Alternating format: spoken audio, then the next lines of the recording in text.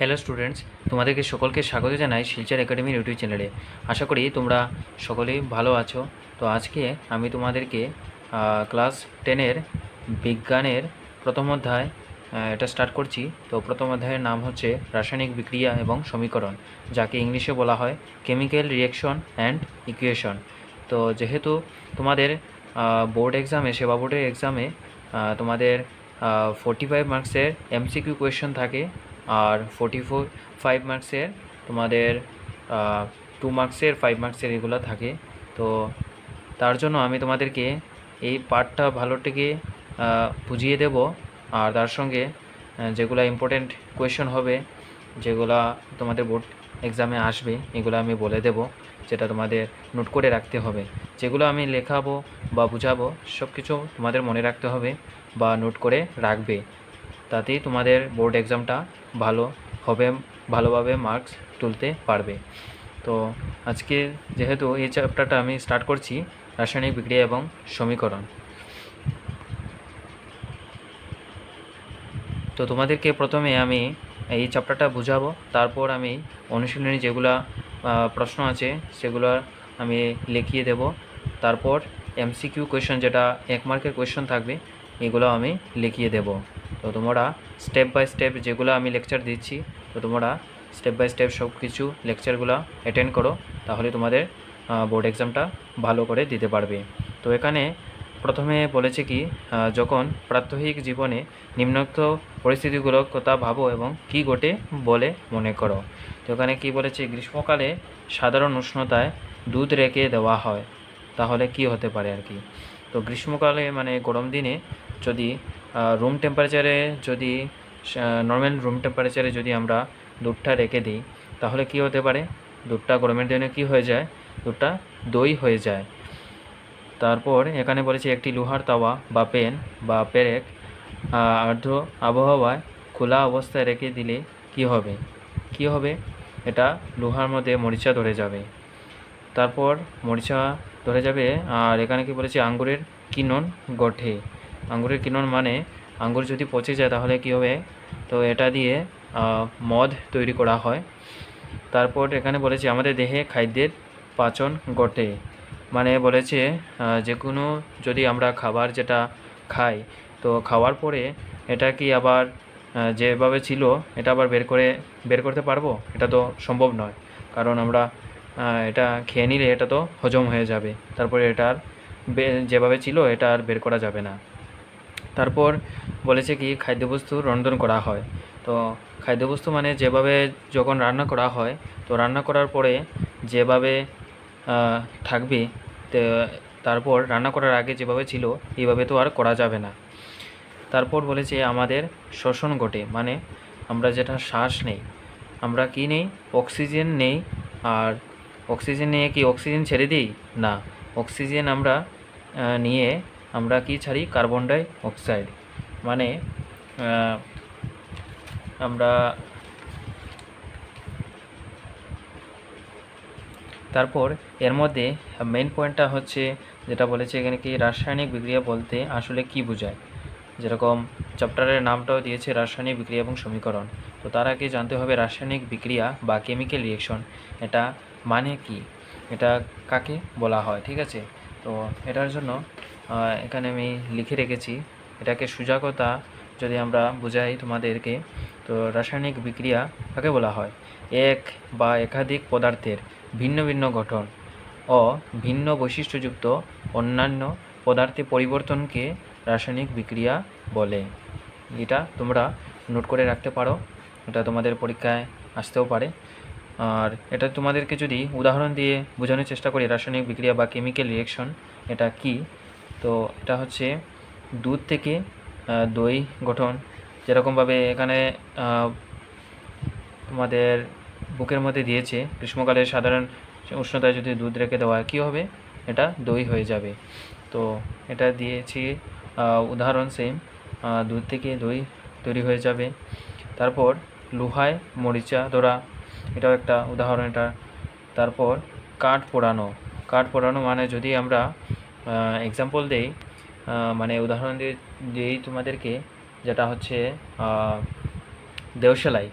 মানে যখন আমরা জ্বালাবো কাঠটা, এটা যখন জ্বালানোর পরে এটা যেভাবে ছিল এটা আবার সেইভাবে আমরা রূপান্তরিত করতে পারবো?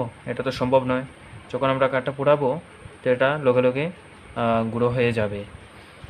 তারপর রান্না করা ভাত, তো যখন ভাতটা রান্না করে নেই, তো এটা চাল যেটা থাকে রান্না করার পরে ভাত হয়ে যায়, তো সেইভাবে এটা কি ভাত কি আবার সেইভাবে চালে রূপান্তরিত করতে পারবো? তো এটা সম্ভব নয়। তো এটাকেই রাসায়নিক বিক্রিয়া বলা হয়। তারপর আমাদের শ্বসন ঘটে, যেটা আমি তোমাদেরকে বুঝালাম যে বুকের মধ্যে দিয়েছে আমাদের শ্বসন ঘটে, যেটা হচ্ছে আমরা অক্সিজেন নেই, আর সেম আবার কি অক্সিজেনটা ছেড়ে দিই না, আমরা অক্সিজেন গ্রহণ করি আর ছাড়ি কি আমরা কার্বন ডাই অক্সাইড ছাড়ি।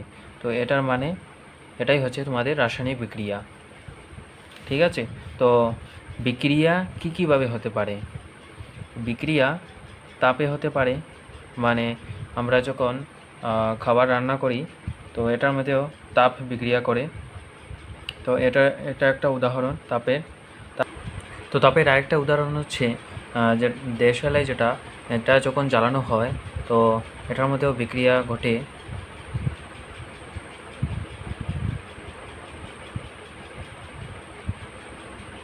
তো তাপের আরেকটা উদাহরণ হচ্ছে যেটা দেশালায় যখন আমরা জ্বালাই, তো দেশালটা যেটা কাঠটা থাকে, তো যখন এটা জ্বলে এটা পুড়ে ছাই হয়ে যায়, এটা আবার কাঠে রূপান্তরিত করা যায় না। তো এটাই বিক্রিয়া ঘটে তাপের দ্বারা।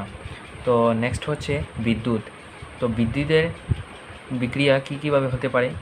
বিদ্যুৎ যদি আমি তোমাদেরকে বলি, ওয়াটার মানে জল, তো জলের কী থাকে H2O, মানে কি বোঝানো হয়, এটা হচ্ছে তোমাদের জল, ইংলিশে বলা হয় ওয়াটার, এটা তো তোমরা সকলেই জানো। তো এটা রিয়াকশন কীরকম থাকে, H+O2, মানে এটা হচ্ছে হাইড্রোজেন আর এটা হচ্ছে অক্সিজেন। হাইড্রোজেনের সঙ্গে যখন অক্সিজেন মিলিত হয় তো তখন জল হয়ে যায়। তো জলের মধ্যে যেটা হাইড্রোজেন অক্সিজেন আছে, এটা যদি আমরা আলাদা করতে চাই তখন ক্যাথায়ড আর অ্যানায়ডের সাহায্যে আমরা হাইড্রোজেন আর অক্সিজেন আলাদা করতে পারি জল থেকে। তো এটা আমরা সামনের লেকচারে আমরা জানতে পারবো অ্যানায়ড আর ক্যাথায়ড কী, তো এটার ব্যাপারে আরও অনেক কিছু বলবো। তো তারপর হচ্ছে নেক্সট সূর্যের আলো। সূর্যের আলোর দ্বারা কী বিক্রিয়া হতে পারে? সূর্যের আলোর দ্বারা একটা সুন্দর উদাহরণ হচ্ছে, যদি আমরা একটা কয়েন রোদের মধ্যে রেখে দিই, তো এটা কয়েকদিন রাখার পরে এটা যেটা কালার থাকবে এটা কালার চেঞ্জ হয়ে যাবে, অন্য কালার এসে যাবে সূর্যের আলোর তাপে। তারপর হচ্ছে আরেকটা উদাহরণ হচ্ছে যেটা আমরা তারপর নেক্সট হচ্ছে চাপের বিক্রিয়া কীভাবে হতে পারে? যখন আমরা খাবার খাই তো তখন আমরা দা দিয়ে যখন চিবিয়ে, তো এটার মধ্যে চাপ দিতে হয়, তখনই এটা মানে এটা গুঁড়ো হয়ে যায়। তো এটার মধ্যে চাপের বিক্রিয়া হচ্ছে আমাদের দাঁতের মধ্যে, তো এটা তোমাদের মনে রাখতে হবে। তো তারপর আমরা ডিসকাস করছি, যেটা হচ্ছে এই ডায়াগ্রামটা ডিসকাস করব।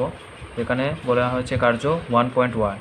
তো এখানে কি বলেছে তোমরা দেখে নাও। এখানে বলেছে ম্যাগনেসিয়ামের ফিতের দহন এবং নিরীক্ষণ কাছে ম্যাগনেসিয়াম অক্সাইড সংগ্রহ করল। এখানে প্রথমেই সাবধানতা দেওয়া হয়েছে, এটা যদি তোমরা প্র্যাকটিক্যালি করার চেষ্টা করো তো শিক্ষকের সাহায্যে করার জন্য, কারণ এটা কেমিক্যাল যেগুলা অনেক রিস্কি হয়, তো তার জন্য তোমাদের সাবধানতা অবলম্বন করতে হবে, কারণ কোন কেমিক্যাল কীভাবে থাকতে পারে এটা তো তোমাদের জানা নেই। তো তার জন্য এটা সাবধানতা দিয়ে দিয়েছে। শিক্ষকের সাহায্য নিয়ে এটা তোমরা প্র্যাকটিক্যালি প্রুভ করার চেষ্টা করবে। ম্যাগনেসিয়াম ধাতুটা অনেক পাওয়ারফুল ধাতুকে ইংলিশে বলা হয় মেটেল। তো ম্যাগনেসিয়াম এটা অনেক পাওয়ারফুল ধাতু, কারণ এটা তাড়াতাড়ি অক্সিজেনের মধ্যে রূপান্তরিত হয়ে যায় তাড়াতাড়ি বা রূপান্তরিত।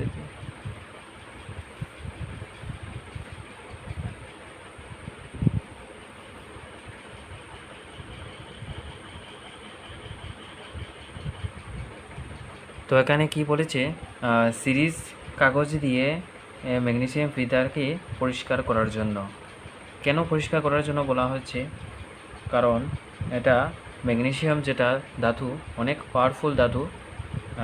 যদি এটা পরিষ্কার করা হয় না, আর ম্যাগনেসিয়ামকে যদি এইভাবে রেখে দেওয়া হয়, তো এটার মধ্যে অক্সিজেন চলে আসবে তাড়াতাড়ি।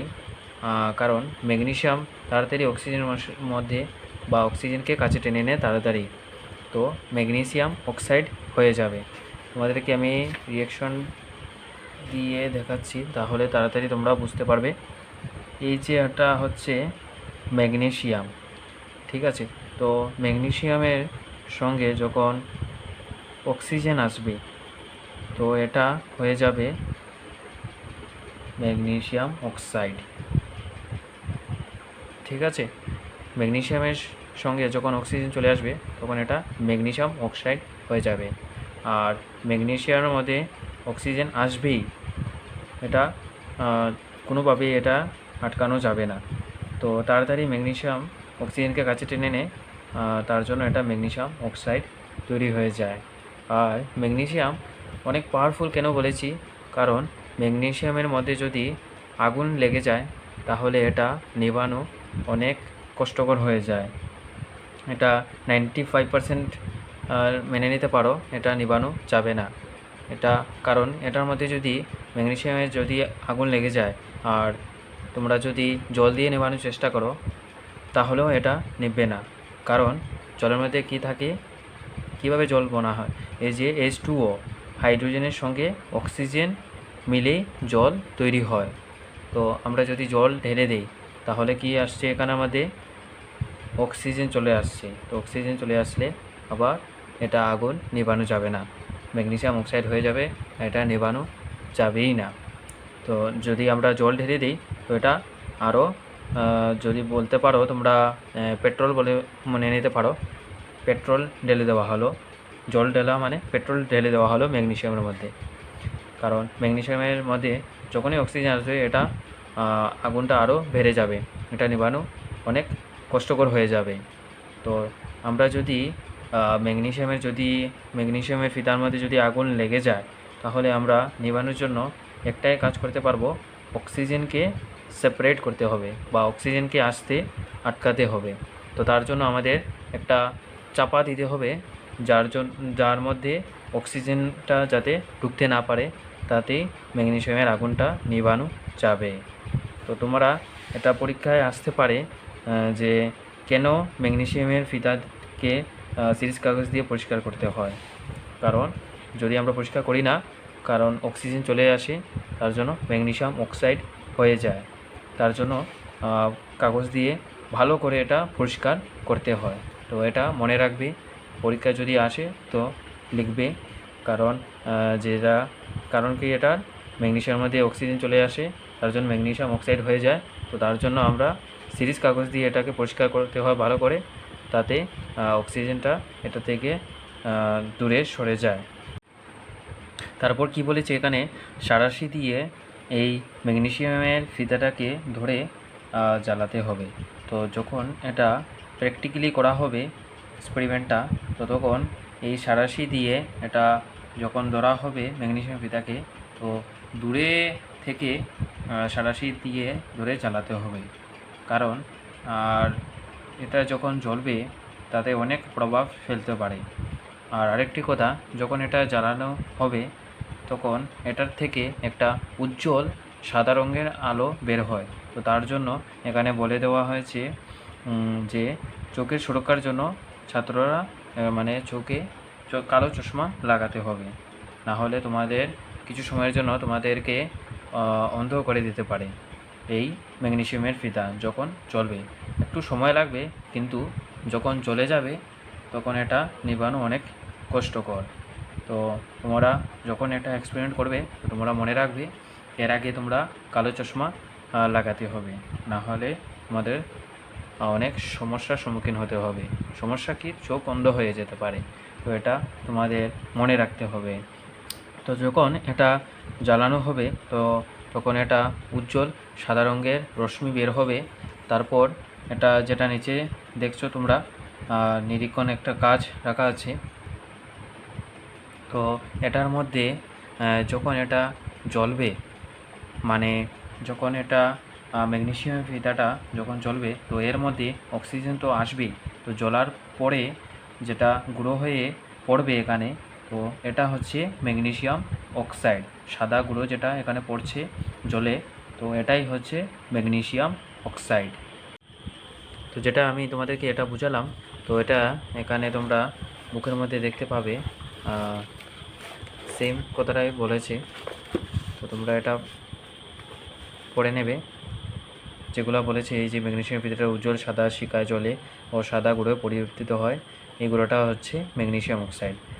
বায়ুর অক্সিজেনের সঙ্গে ম্যাগনেসিয়ামের বিক্রিয়া ঘটায় এটা উৎপন্ন হয়েছে। তো এগুলো তোমরা পড়ে নেবে এত সময় যেটা আমি বললাম, তো এটাই এখানে লিখেছে। তো কার্য 1.1 থেকে যেটা কোয়েশ্চেন আমার কাছে বেরিয়ে এলো, তো এটা হচ্ছে, এটা তোমরা নোট ডাউন করে রাখবে।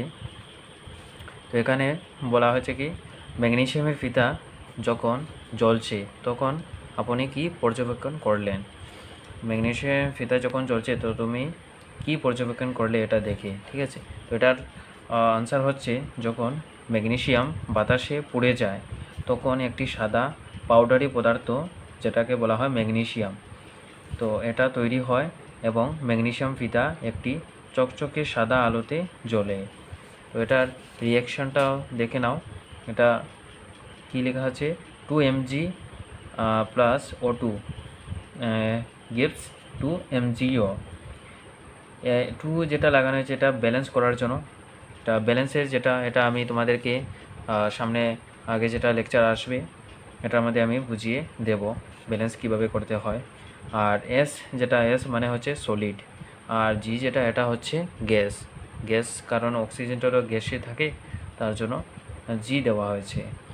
তো এখানে যেটা নাম হচ্ছে এটার ম্যাগনেসিয়াম নাম, তারপর এটা হচ্ছে অক্সিজেন, ম্যাগনেসিয়ামের সঙ্গে অক্সিজেন প্লাস করলাম মানে অ্যাড হলো, তারপর কি বের হলো, ম্যাগনেসিয়াম অক্সাইড। তো এটা তোমরা মনে রাখবে। তারপর যেটা নেক্সট কার্য আছে, আর এটা যেটা কোয়েশ্চেন আমি তোমাদেরকে আনসার দিলাম, এটা তোমরা নোট ডাউন করে রাখবে, পরীক্ষায় আসতে পারে। আর যেটা 1 মার্কের কোয়েশ্চেন, যেটা তো কত সময় আমি তোমাদেরকে বুঝালাম, এটার মধ্যে থেকেও আসতে পারে, তো তোমরা বুঝবে কি বললাম। আর লাস্টে আমি তোমাদেরকে MCQ কোয়েশ্চেন যেটা 45-এর, যেটা তোমার বোর্ডের এক্সামে আসে, তো এর থেকে আমি তোমাদেরকে লেখাবো MCQ। আর তার চেয়ে বড়ো কথা হচ্ছে, এত সময় যেটা আমি পড়ালাম এটা তোমরা ভালো করে বুঝবে, এটার থেকেও কোনো সময় আসতে পারে। তো নেক্সট যেটা কার্য 1.2 আর কার্য 1.3, এটা আমি নেক্সট লেকচারে ডিসকাস করব। তো এই লেকচারে এই পর্যন্তই।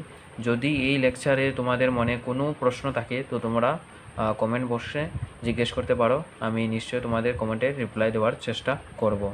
তো আর দেখা হচ্ছে নেক্সট লেকচারে সব কিছু কমপ্লিট করে দেওয়ার চেষ্টা করব। তো আজকের লেকচার এই পর্যন্তই, নেক্সট লেকচারে তোমাদের সঙ্গে দেখা হবে।